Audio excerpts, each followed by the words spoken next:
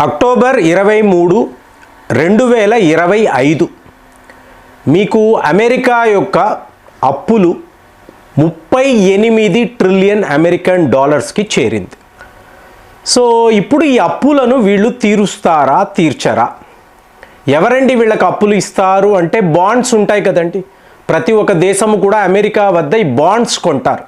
So ఈ బాండ్స్ని issue చేసి వీళ్ళు వాళ్ళ దగ్గర నుంచి డబ్బులు తీసుకుంటారు.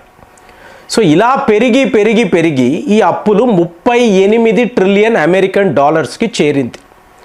సో ఇప్పుడు అమెరికా వాడి ప్లాన్ ఏమిటి అంటే ₹1 కూడా నేను ఏ దేశానికి ఇవ్వను, అంటే మొత్తం ఈ అప్పులను నేను ఎగ్గొడతాను. అప్పుల అప్పారావు. సో మొత్తం ఎగ్గొట్టాలి అంటే ఎలా కుదురుతుంది? ఒప్పుకోరు కదా. ఇప్పుడు మీ దగ్గర ఒక క్రెడిట్ కార్డు ఉందండి. ఈ క్రెడిట్ కార్డు అన్లిమిటెడ్ అని చెప్పారు. ప్రపంచంలో ఇది అన్లిమిటెడ్గా మీరు వాడవచ్చు. అంటే మీకు మీ ఇష్టానుసారము ఎంత కావాలంటే అంత వాడతారు. వాడిన తరువాత మీరు వడ్డీ కట్టాలి కదా, ఇంట్రెస్ట్ పే చేయాలి కదా. సో ఆ ఇంట్రెస్ట్ మాత్రం కడుతూ పోతూ ఉంటారు. ఎంతకాలం ఇది? సో ఫైనల్గా మీకు ఆ బ్యాంకు వాడు, ఆ క్రెడిట్ కార్డు ఇచ్చిన వాడు, నా మొత్తం డబ్బులు తిరిగి ఇవ్వు అంటే నేను ఇవ్వను, నువ్వు ఏం చేసుకుంటావో చేసుకో. అలా అంటే ఎలా ఉంటుంది? ఇప్పుడు ఈ పరిస్థితి ఏంటంటే అమెరికా అనబడే దేశము 1 ట్రిలియన్ అండి, గుర్తుపెట్టుకోండి, 1 ట్రిలియన్ వడ్డీ కడుతున్నారు. వీళ్ళు ఖర్చు పెడుతున్న ఈ అప్పులకు 1 ట్రిలియన్ ఓన్లీ ఇంట్రెస్ట్. అసలు అంటే అసలు గురించి మాట్లాడడం లేదు. మరి ఇప్పుడు దీన్ని ఏం చేస్తారు? మేమైతే కట్టము, దీనిని ఏదో ఒక రకంగా రీవాల్యుయేషన్ అంటారండి. అంటే దీనినే డెట్ మానిటైజేషన్ అని అంటారండి. అంటే చూడండి, ఇవన్నీ మా పాలసీలో, ఎకనామిక్ పాలసీలో ఉండే వ్యవహారాలు. అంటే ఇలాంటి చట్టాలు ఉంటాయి వాళ్ళకి. అంటే వాడు ఒక దొంగతనము చేసి పోలీసులకు దొరికిపోతే తప్పించుకోవడానికి చట్టాలు ఉంటాయి. ఇది అమెరికా వాడి తీరు. మరి 1 ట్రిలియన్ అమెరికన్ డాలర్స్ ఇంట్రెస్ట్ కడుతున్నవాడు 38 ట్రిలియన్ అప్పులను తీరుస్తాడా అంటే ఇంపాసిబుల్. మేము తీర్చలేము, తీర్చాల్సిన అవసరము కూడా లేదు. ఎందుకు? మేము ప్రపంచ పాలకులం. మా అమెరికన్ డాలర్ని పెట్టుకొనే ఇవాళ ఈ ప్రపంచము నడుస్తుంది కదా. సో గ్లోబల్ కరెన్సీ, దానిని ప్రింటింగ్ చేసే అధికారం మాకు ఉంది. కాబట్టి మేము ఎవరికి అప్పులు తీర్చక్కర్లేదు. మీరు ఎన్ని బాండ్లు కావాలంటే అన్ని బాండ్లు తీసుకోండి, మాకు మాత్రం ఇలాగ అంటే అప్పులు తీర్చడానికి మళ్ళీ మళ్ళీ మళ్ళీ అప్పులు చేస్తూనే పోతూ ఉంటాం. సో ఇప్పుడు ఇది 38 ట్రిలియన్ అన్నాం కదా, 2027 వచ్చే నాటికి 40 ట్రిలియన్ అవుతుందండి. ఇలాగ ఇది అంచెలంచెలుగా 100 ట్రిలియన్ దాటిపోతుంది.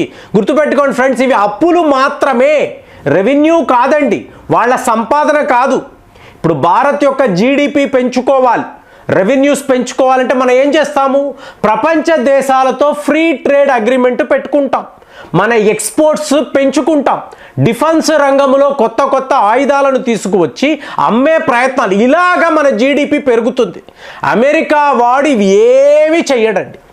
సరేనండి, ఇంతంత అప్పులు చేశాడు కదా వాళ్ళ ప్రజల కోసం, అంటే మీకు మెడిసిన్ అనండి, అలాగే టెక్నాలజీ, మీకు మంచి రోడ్లు, ఇన్ఫ్రాస్ట్రక్చర్, దీనికోసం అప్పులు చేసాడా అంటే కాదు. ప్రజల గురించి వాళ్ళు ఆలోచించాల్సిన అవసరమే లేదు. ఇదంతా ఏంటంటే మిలిటరీ కాంప్లెక్స్ కోసం, డిఫెన్స్ రంగంలో సంబంధించిన ఆయుధాల కోసం.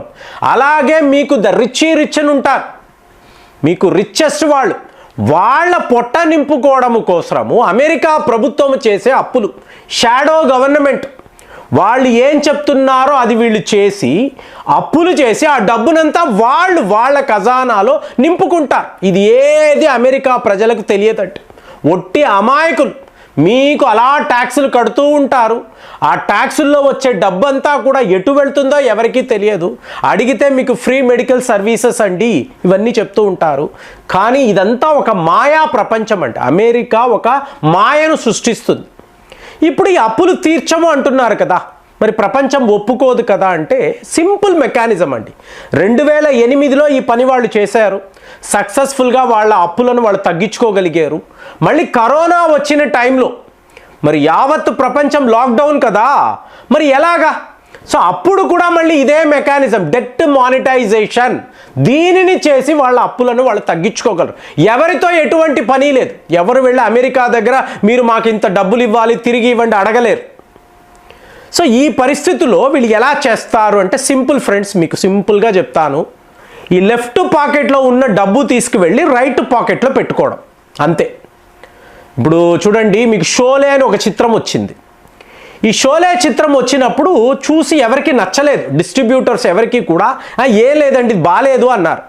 అప్పుడు ఈ తారాచంద్ బర్జాటియా అని అంటారు, ఆయన ఈ చిత్రాన్ని విడుదల చేశాడు. విడుదల చేసినప్పుడు ఏమైంది, సడన్గా ఈ చిత్రం సూపర్ హిట్. ఈ సూపర్ హిట్ అయ్యేటప్పటికి 3 షోస్, ఇప్పుడు మీకు 11 o'clock, 2 o'clock, 6 o'clock హౌస్ఫుల్స్ ఆడడము. ఈయన సాయంత్రం ఆఫీస్కి వస్తే టేబుల్ ముందంతా డబ్బు, కుప్పలు తెప్పలుగా డబ్బు.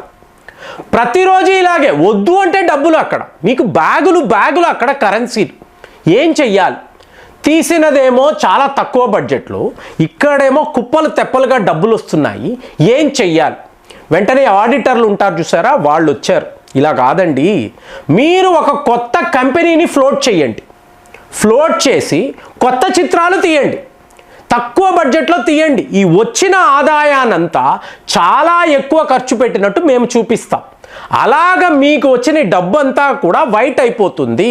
అంటే మీరు దాచుకోవాలి కదా. ఇక్కడ ఏమవుతుంది అంటే, మీరు ఒక 20 లక్షల్లో చిత్రము తీస్తే, ఆ రోజుల్లో చెప్తున్నాను, ఖర్చు 50 లక్షలు అయింది అంటాం. ఆ 30 లక్షలు కూడా మీరు దాచేసుకోవచ్చు. ఇలాగ తీయండి అని చెప్పి షోలే టైంలో ఆయనకి వీళ్ళు సలహాలు ఇచ్చారు. తరువాత ఆయన ఎన్నో చిత్రాలు తీశాడు. అంటే ఏంటి, వచ్చే డబ్బు కూడా ఈయన కంపెనీ నుంచే, ఖర్చు పెట్టిన ఆ డబ్బు కూడా ఈయన కంపెనీదే. నేను ఒక మీడియా కంపెనీలో వర్క్ చేశాను. సో ప్రతిరోజు ఆ స్టూడియోకి వెళ్ళే వాళ్ళము. ఒకరోజు వాళ్ళ ఎండి గారు పిలిచారు, ఏమండి 3.5 లక్షలు ఖర్చు పెడుతున్నారా మీరు, దారుణము కదా అన్నారు. ఏమైంది సార్ అని ఆశ్చర్యపోయాను. ఎందుకు అంటే, నేను ఎక్కడ వెళ్ళి షూటింగ్ చేస్తున్నానో ఆ స్టూడియో కూడా వీళ్ళదే. సో లోపల అయ్యే ఖర్చు అంతా కూడా వీళ్ళకే వస్తుంది. అలాంటిది నేను ఇంతంతలాగా ఖర్చు పెడుతున్నాను అని చెప్పి వాళ్ళు చెప్పడము నాకేం అర్థం కాలేదు. ఇప్పుడు అమెరికా కూడా ఏం చేస్తున్నారు, బారోయింగ్ అనేది ఆపేస్తామండి. మరి ఎవరి దగ్గర అండి మీరు అప్పులు తెచ్చుకుంటారు అంటే, ఈ ఫెడరల్ బ్యాంక్ ఉంటుంది చూసారా, సెంట్రల్ బ్యాంక్, వాళ్ళ దగ్గర మేము మా బాండ్స్ ఇస్తాము. వాళ్ళు అక్కడ డబ్బులు ప్రింట్ చేస్తారు, కరెన్సీలు ప్రింట్ చేసి ఎంత కావాలో అంత ప్రభుత్వానికి ఇస్తారు. ప్రభుత్వం ఎవరిదండి, బ్యాంక్ ఎవరిదండి, అంతా అమెరికాదే కదా. అలా కాదు, అమెరికా వాడు బాండ్స్ ఇస్తే వాళ్ళ సెంట్రల్ గవర్నమెంట్ ఇలాగా మీకు కరెన్సీ ప్రింట్ చేసి మళ్ళీ దాన్ని గవర్నమెంట్కి ఇస్తే మీకు ఆ కరెన్సీతో వాళ్ళు అప్పులు తీర్చుకుంటారు. ఇది వీళ్ళ ప్రక్రియ. అంటే మీకు డాలర్ యొక్క వాల్యుయేషన్, ఇప్పుడు బంగారం గురించి చెప్పొచ్చు, బంగారం ధరలు పెరుగుతాయి. ఎవరండి పెంచుతారు? ఎవరు కూర్చొని ఇవాళ బంగారం ధర ఇంత ఉంటుంది ఎవరు చెప్తారు? ఎప్పుడైనా ఆలోచించారా? తగ్గింది అంటారు. ఎవరు తగ్గిస్తారు? ఎవరు పెంచుతారు? ఎవరు తగ్గిస్తారు? సో ఇది చేసేది ఎవరు అంటే, అమెరికా వాడు రీవాల్యుయేట్ చేస్తాడండి. అంటే ఇవాళ మీకు సెవెరెన్ బంగారము 1,50,000 ఉంది అన్నారు అనుకోండి, రేపు అమెరికా వాడు రీవాల్యుయేషన్ అని చెప్పి ఇదే బంగారము మీకు 2.5 లక్షలు అన్నాడు అనుకోండి, మీ లాభాలు ఎంత?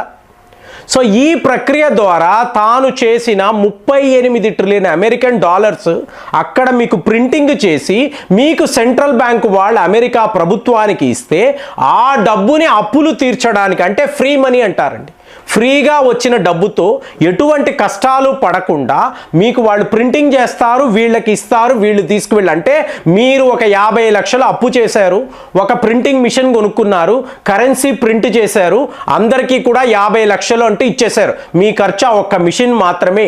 ఒకప్పుడు అమెరికాలో ఇలా ఉండేదండి, వాడికి వాడే ప్రింట్ చేసి ఆ డబ్బుని ప్రజలకు ఇచ్చి ఇలా అప్పులు తీరిపోయాయి. అంటే దీన్ని మనం ఒప్పుకుంటామా?